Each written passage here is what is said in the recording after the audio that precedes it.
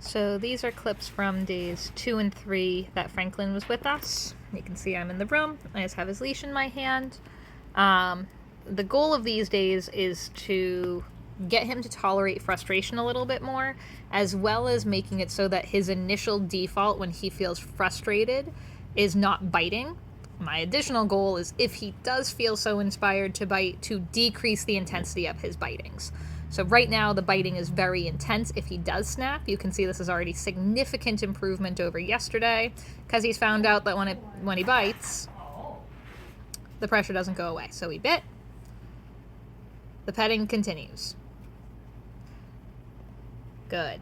So all I'm looking for is for him to choose something else. He is already really uncomfortable. This is honestly a little bit unfair of me, and I would not be putting this much pressure on him if it wasn't escalating to what's going to be a life or death situation for him.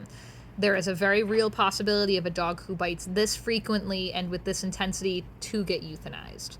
So here we can see I'm down on the ground. I actually have a can of spray shield on me, so it's just compressed air. And I've changed from using the little glove hand to petting. So got him a little bit closer because I don't want to have to lean over him. It's going to be easier and less stressful for him if I just use the leash. Again, getting him used to petting. You can see he's trying to turn away as much as possible. And with a normal dog, if his biting wasn't this intense, I would 100% listen to that signal. There he tried to bite, so the consequence was that compressed air, and that's going to start to establish, like, hey, the biting's not okay. The biting is based in fear, but there now needs to be a consequence, because for him, the biting has been incredibly effective. Every time he bites someone, they stop. So that's really escalated the biting with him, so I need to add a consequence with this intensity of biting that he has. Again, I would not be doing this if the biting was not really intense already. You can see stress signals here, so his body language is really helpful if you want to be able to recognize stress in dogs. He'll lip lick, he turns away, his ears will fold back, his lips will get pulled back, he'll bare his teeth at me, he'll yawn, he shakes off, he paw lifts. So the good news is we're developing those behaviors back again. Good boy. Because he did a really nice job with that petting, that's the end of the session. I try and keep these sessions really, really short, and I only do them for a couple of days. We're not just kind of putting a lot of pressure on Franklin, we're also making sure that he has some time outside, so this is what we're doing for outside. He had no rules and boundaries before, so we're just adding a little bit of accountability at doorways. So if he comes forward, the door closes, I want him to choose to wait at doorways. So essentially one of the lessons that he's learning is that all good things come through us. Access to outside comes through us, food comes through us. He was also free-fed before, so food just magically fills his bowl and he could eat whenever. In the beginning of the previous video, you saw that I offered him a little bit of food.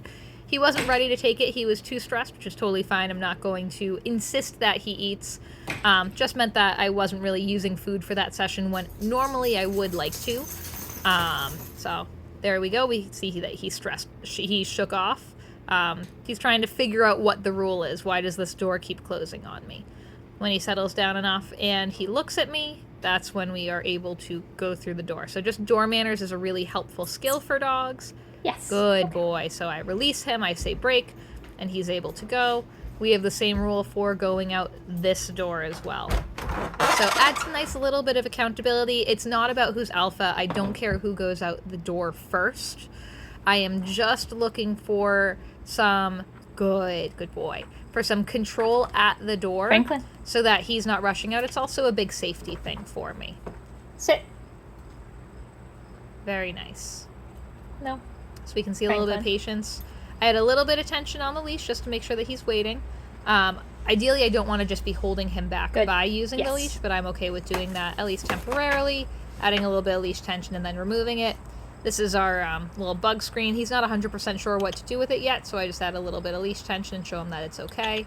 Again, we're also at the same time trying to build his confidence. Good. There we go. It's nothing scary.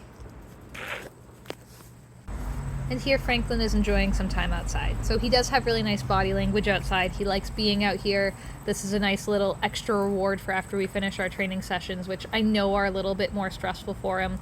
We only do the stressful training sessions for a couple of days just while we establish those ground rules.